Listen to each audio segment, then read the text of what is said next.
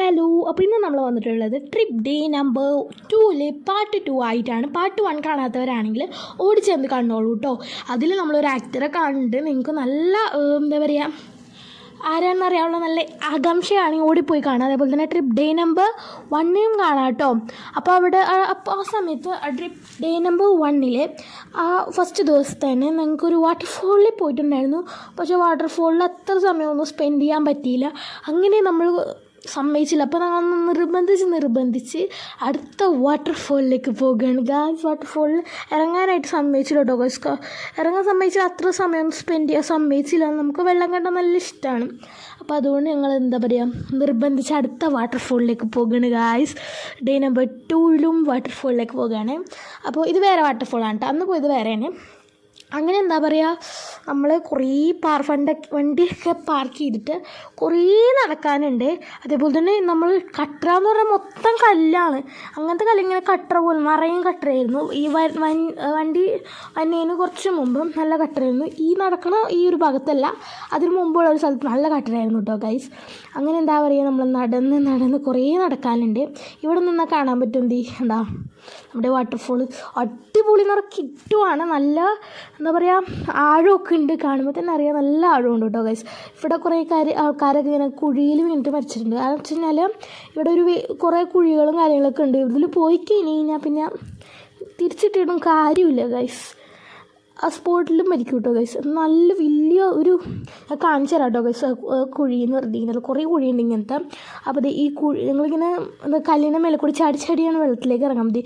ഈ ഒരു കുഴിയാണ് ഞാൻ പറഞ്ഞത്. നല്ല ആഴമുണ്ട്. പോയി കഴിഞ്ഞാൽ ജീവൻ പോലും കിട്ടൂല കേട്ടോ ഗൈസ്. കിട്ടിയിട്ടും കാര്യമൊന്നുമില്ല. അങ്ങനെ നമ്മൾ കുറേ നടന്ന് ഒരു നല്ല പേടിയുണ്ട്. ഓരോ കല്ലുമ്മേ കൂടി ചാടിയാണ് കേട്ടോ നടക്കുന്നത്. പിന്നെ നമ്മൾ കാലൊക്കെ നനച്ച് നേരെ അവിടെ നിന്ന് വന്നിട്ട് നമ്മൾ ഉച്ചക്കലത്തെ ഫുഡ് കഴിക്കാനായിട്ട് നമ്മളൊരു എന്താ പറയുക, ഒരു വെജ് റെസ്റ്റോറൻറ്റിൽ വന്നിട്ടുണ്ട്. ഇവിടെ നമുക്ക് എന്താ പറയുക, മീൽസ് ആണ് പറയുന്നത്, സദ്യ പോലെ. അതെന്താ എല്ലാ കറിയും കൂടി ഇട്ട് നല്ലപോലെ മിക്സ് ചെയ്തൊരു കഴിക്കലുണ്ട് ഗായ്സ്. എന്തൊരു ടേസ്റ്റാണെന്നുണ്ട്. സാമ്പാറും ചോറും ക്യാബേജ് പോലത്തും പപ്പടവും എല്ലാം കൂടി ഇട്ട് നല്ലൊരു മിക്സിയിൽ കഴിച്ചു. അങ്ങനെ കഴിച്ച് നമ്മൾ വണ്ടി എടുത്ത് കുറേ ട്രാവൽ ചെയ്തു. നമ്മളൊരു എന്താ പറയുക, തേയിലത്തോട്ടം തന്നെ അവിടെ എത്തിയിട്ടുണ്ട് കേട്ടോ. ഞാൻ ഉറങ്ങി ആകെ അവിശദമായി ഛർദ്ദിച്ചൊക്കെ. അങ്ങനെ നമ്മളിവിടെ എത്തി. നമ്മൾ ഇവിടെ തേയിലത്തോട്ടത്തിൻ്റെ ഫാക്ടറി കയറാൻ പറ്റുമെന്ന് ചോദിക്കുകയായിരുന്നു.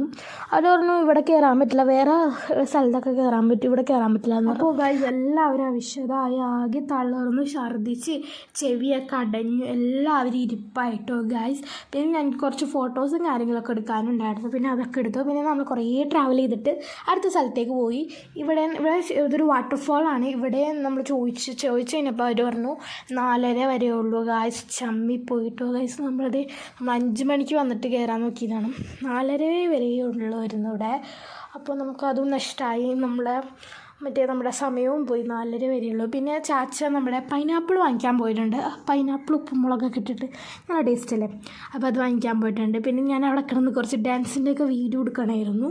അത് അങ്ങനെ എനിക്ക് അത്ര ബോറടി ഉണ്ടായിരുന്നില്ല. എന്നാലും കുറച്ചൊക്കെ ബോറടിച്ചിട്ട് ഇത് കാണാൻ എന്ത് ഭംഗിയാണ്. വാട്ടർഫോളാണ്, നല്ല ഭംഗിയുണ്ട് കേട്ടോ ഗൈസ്. അങ്ങനെ അവസാനം ചാച്ച കൊണ്ടുവന്നിട്ടുണ്ടായിരുന്നു കേട്ടോ. അങ്ങനെ എല്ലാവരും കൈയിട്ട് വരലാണ്. എനിക്കത് വേണം, മറ്റേതാണ്. പിന്നെ എനിക്ക് സ്കൂളിൽ കൊണ്ടുവന്നതിന് ഉപ്പിലിട്ട നെല്ലിക്കയും കാര്യങ്ങളൊക്കെ വാങ്ങിക്കണം കേട്ടോ ഗൈസ്. അത് നമുക്ക് അടുത്ത സ്ഥലത്ത് നിന്ന് വാങ്ങിക്കാം. അങ്ങനെ വീണ്ടും ട്രാവൽ ചെയ്ത് നമ്മൾ അടുത്ത സ്ഥലത്ത് നിർത്തിയിട്ടോ. അങ്ങനെ ഇവിടെ നിന്ന് കുറച്ച് വീഡിയോസും ഫോട്ടോകളൊക്കെ ഇരുന്ന പരിപാടികൾ. അടിയിൽ നിന്ന് വീണ് കഴിഞ്ഞാൽ നല്ല സുഖം ഉണ്ടാകും. ഇവിടെ വെച്ചാണ് നമ്മൾ കേക്ക് മുറിച്ചത് കേട്ടോ.